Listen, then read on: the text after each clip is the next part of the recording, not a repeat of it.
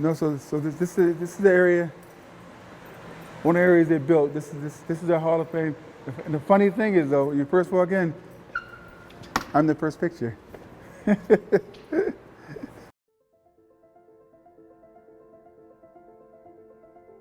Oh my God, it's what, 30, almost 40 years ago, just walking and roaming these halls, coming to high school, Jamesville to Wit, as a young black kid, growing up in the inner city and then having, a mother who was fortunate enough to be able to be smart enough to get a academic scholarship to Syracuse University and then probably at, 10. My mother had me when she was 15, had my sister when she was 17, but still got an academic scholarship to Syracuse, still graduated top of her class, still did everything, so my mother's always been my hero, so I always walking these halls, I always thought I had a purpose, I didn't want to be the best, I didn't want to be trying be a bully or be more outstanding than anybody else. I just wanted to be myself, and just make an example and just be the best person I possibly can be because that's how I was raised. There's my jersey.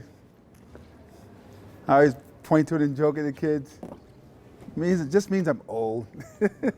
I became a football player at a young age because it was some of the things I did playing playground football with my friends. What we did, we would take a bunch of socks and stack them all together, and that was our football. That's where I learned and honed my skills, playing tackle football in the city on concrete cement because we didn't have fields to play in. And I always said to myself, it's like, I was fortunate enough to be able to, to go to a suburban school, get out of the inner city where I grew up, in pioneer homes, and move out to Jamesville to where I got a much better education, much more opportunity presented to me, and coming home to me just coming back to family. I don't even know if I should tell you this, but I will. April 28th, I find out, I think I may have told you or I didn't, my father's murderer may be paroled. After they found my father's murderer guilty, so the trial ended. There's just ruckus in the crowd and everything, and I'm walking out. I'm walking out with my mother and my family, and his mother's walking along the side, and there's police officers on the way just to separate us. I'm like, I ain't gonna do nothing to them. I ain't got no problem with them. And his mother walks right up to me in my face, and this is what his mother says to me. It's like, that's okay. So our son's in jail. Your father's dead. I've always wondered to myself, it's like, what could you be going through in your life or anything that would make you want to kill somebody? Because death is forever. People don't get that. It's forever, and it's 27 years later, and it's still like yesterday inside of me, that burning, that pain, that anger, that destruction, that rage. But it's like, I don't act on it. My father was taken away from me, and I know how much that tore my heart out to where I'm sad every single day. And it's hard to be happy. But to see, but for me to make others happy and doing what they accomplished brings me joy.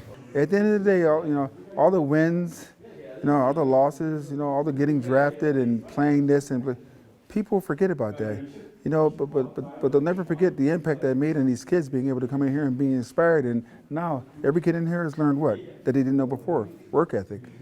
I'm teaching them the same way that I learned, for 15 years. It propelled me to go on to do great things, so as they go along and I see if it wants to break them, if they think it's harder, I will explain to them, I'll never have you do something that I didn't do myself and it didn't break me. I'm still here. If you want to be great, you got to outwork the next person. And that's the one thing I strive, and the one thing I teach them all the time. Never let anybody ever outwork you, no matter what you do in life. So I try and teach them to try and be better people, do good things, and do things in life that they'll keep throughout their entire life. What has this city given you? Ooh, never been asked that before. Purpose.